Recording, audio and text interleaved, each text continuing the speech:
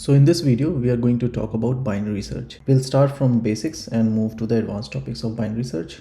So we'll cover how binary search works, and we'll see some examples. We'll see different variations of it and how to check the mid values and how to put the proper conditions so that you don't run into an infinite loop, and you find the how to adjust those loop conditions based on the question.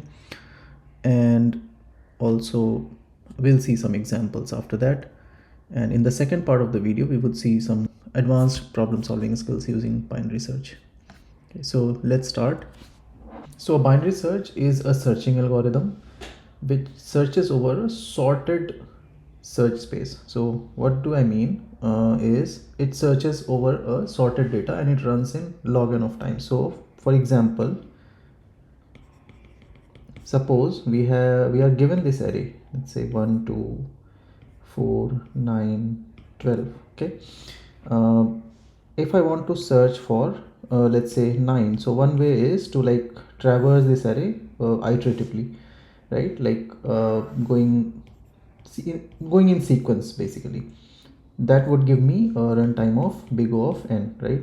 But since we know that this array is sorted, we can take use of that and we can search this array for any particular number in log n of time. So that's what binary search do.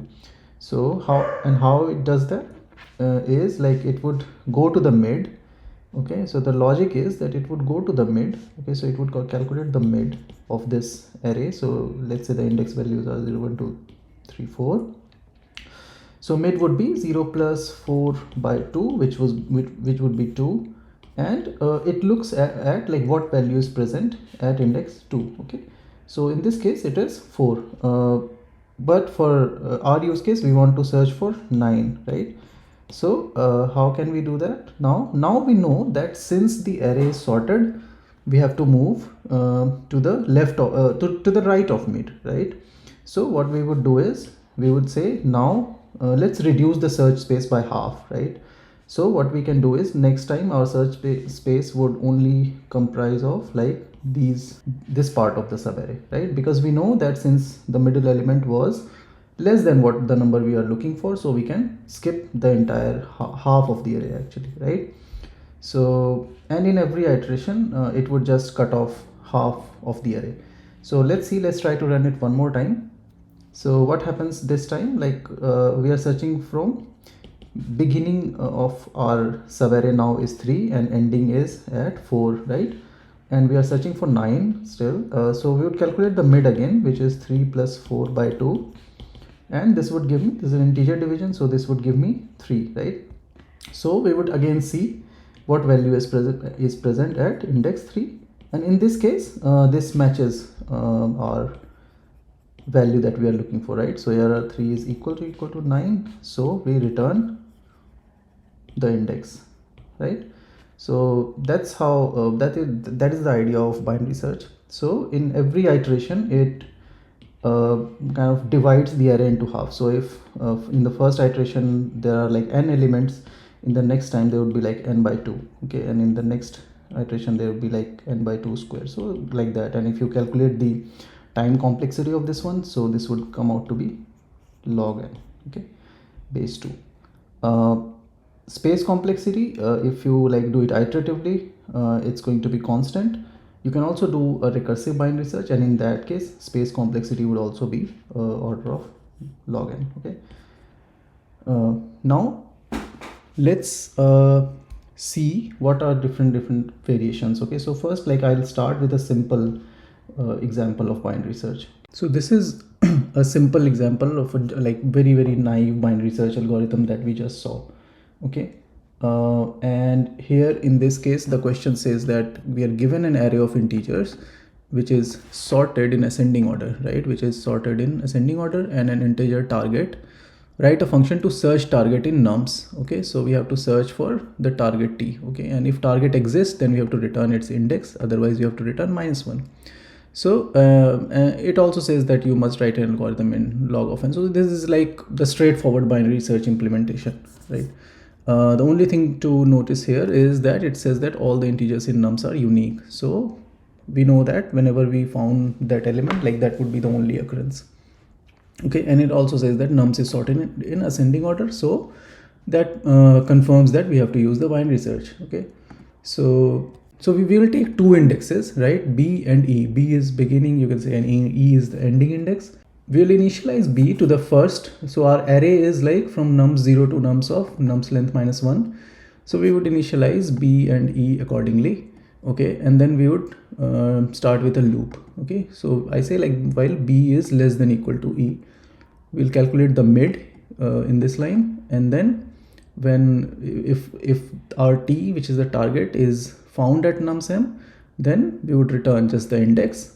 Else we are just doing the comparison. If nums m is less than T, okay, so middle value comes out to be less than T, which means we have to increase, like go towards the higher values, right? So that means we have to increase the beginning of the next part that we would be searching. So the only decision that we have to take is like what part of our array we are discarding, right? So in this case, if this is true, then we are discarding the left part of it. Okay, and then we are basically setting B to m plus 1. Okay, and in the second case, like where nums m is greater than T, that means the T could be present in the first half of the array, right? So that means in that case, we are setting E is equal to m minus 1. And once this loop breaks, if we found T anywhere, then we are just returning the index from there. If not, then that means that we are returning just minus 1. Okay, so this is a straightforward binary search implementation here. Only thing to notice here is that this condition, while B is less than equal to E. How we can put this condition? Like there are different options when we can put there are different options in which we can put this condition, right? Like B less than equal to E, or like B less than E. There are different options and what to choose. Okay, so let's understand why we went ahead with this condition, B less than equal to E. Okay, so think of it like this. What would happen when this loop breaks? B would be greater than E, right? That is the only condition for this loop to break. Okay, and if that happens, and if we have not found our target, then definitely means that we are returning like we don't want, and we are returning minus 1. How would things change if we put this condition while B less E? Loop can break by B equals E, right?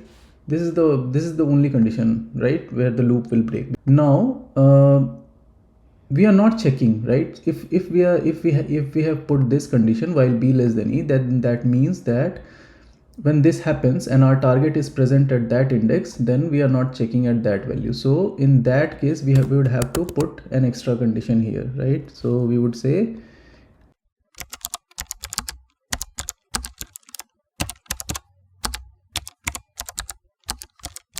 so this would work. Okay, and the previous one would also work.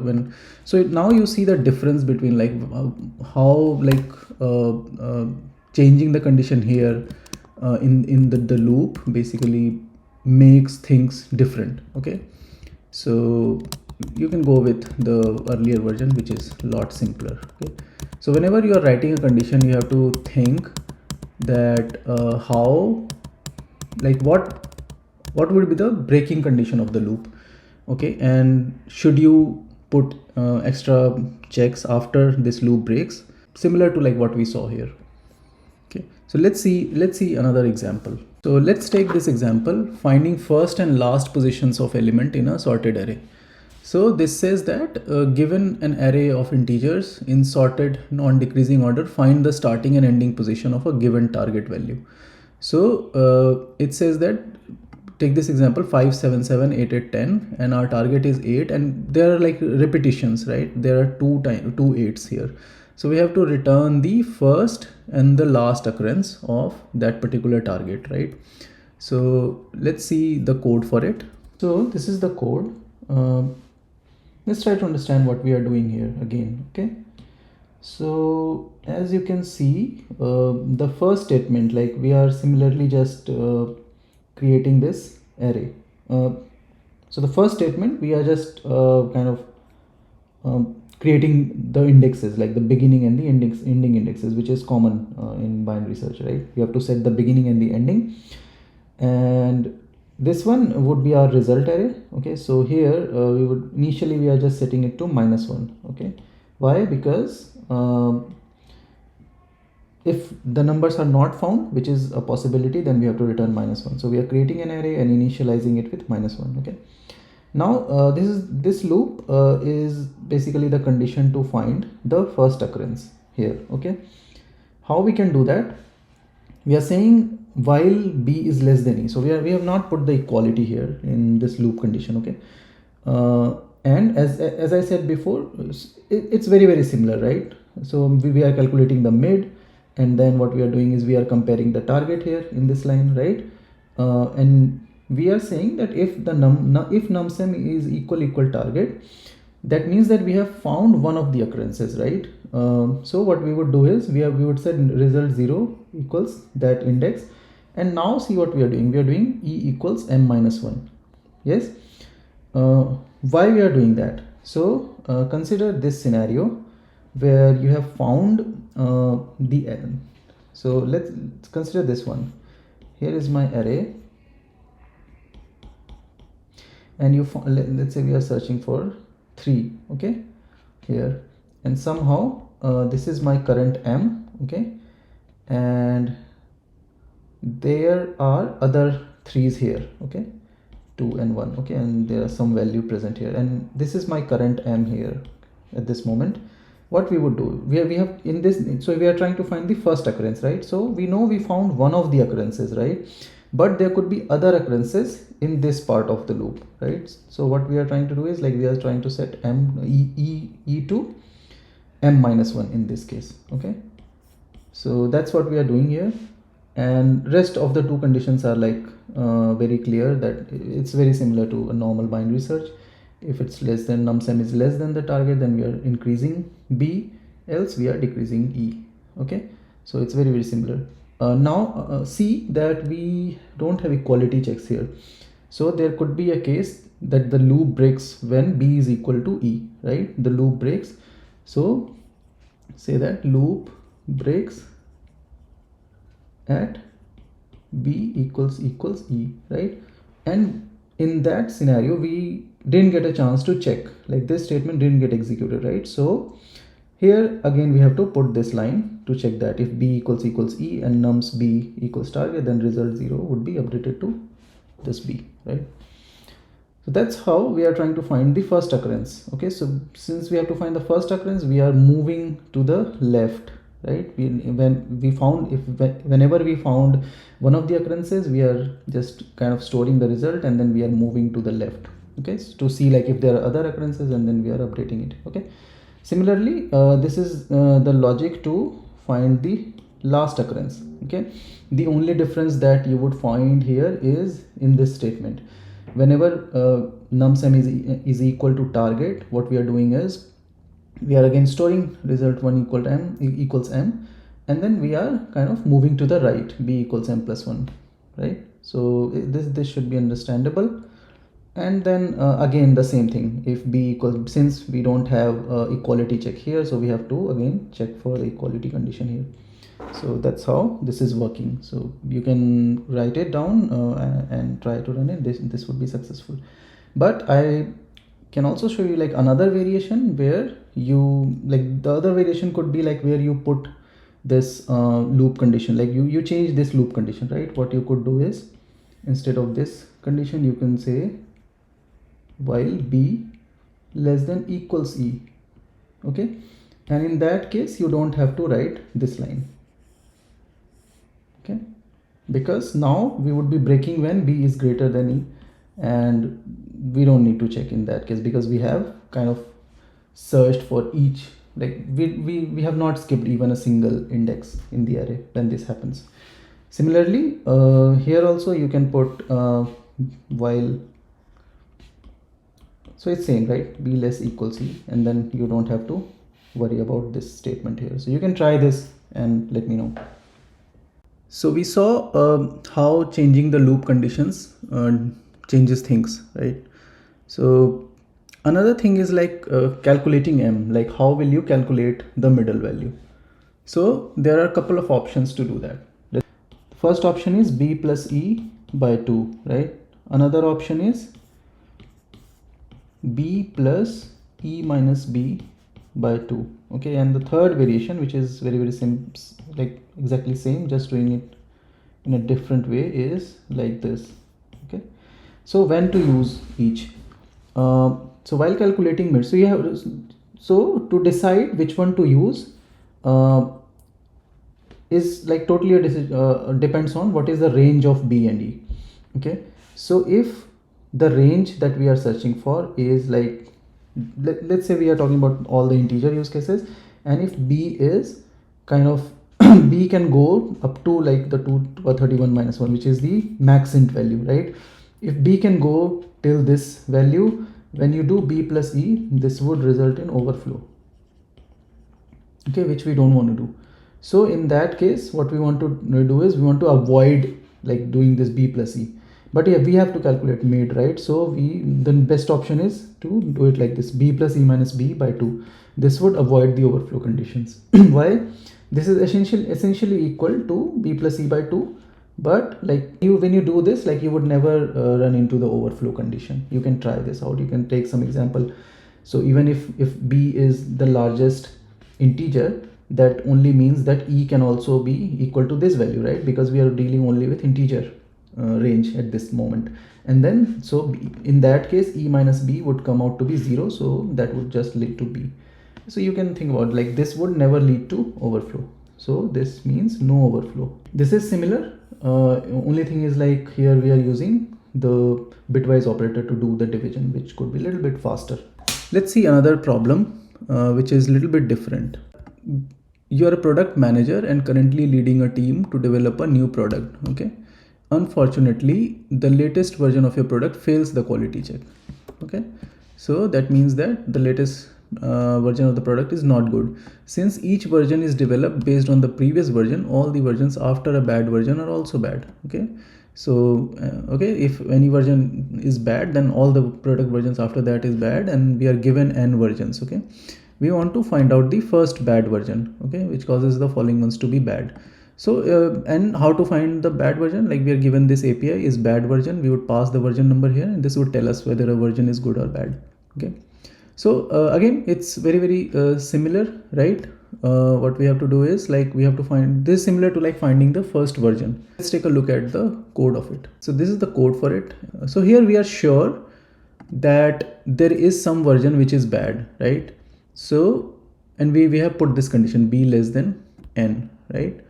But we don't need to check for the equality, like in the previous cases where we have, whenever we have put this condition, we have to check for the equality case where b equals n, and n is nothing but like I'm using n as a mid, but to be clearer you could just do like this, e equals n, and then everything would remain same, okay? B equals e minus b by 2, and it would remain same. Oh sorry, now this would work just like a normal binary. But the thing to notice here is that although I have not put the equality in the loop condition, but I don't have to do another separate check here for b equals e case, right? Why? Because I know here that the loop breaks at b equals e again, right? But whenever that happens, and since I know that there is at least one bad version present, I know that that would be present at b equally, right? So we searched everything except the space where b is equal to e. So that would be our answer. So that's why smartly I have just skipped a one check, right? So you can try this out. So that concludes the part 1 of our binary search video, which is basic part, but we learned that the important thing to notice while coding binary search problems is like putting there could be like different options where b is less than e, b less than equal to e, and that changes like how the loop breaks. So you have to think, whenever you are putting the condition, you have to think when would the loop break, and when the loop would break, would it cause like any of the places that we have not looked for. Okay, so what we saw in like previous example, when we had this b less e condition, we were just skipping one of the places. Okay, that's why we have to put an extra if condition there. So that is one thing. Another thing is like we have to be careful about calculating the m value. So as you can see here, I have created like middle b. I'm simply doing b is equal to b plus e minus b by 2. Why? Because if you see this condition here, n could go up to the range of the maximum integer value, right? So that's why I have to be careful and I have to use this. But it might be in some other problems where the range is not till the max int value, you could simply do b plus e by 2. You should also be careful about that. You are not running into an infinite loop. Okay, so when this could also happen then where we have put this b less than equal to e condition. Okay, what could happen is like if we are not returning on the successful case, then what would happen is that our loop would continue. Our loop would find the occurrence and then it would continue. In the next video, we would see some advanced patterns that could be solved using binary search, and we'll also see some more questions. So thanks for watching.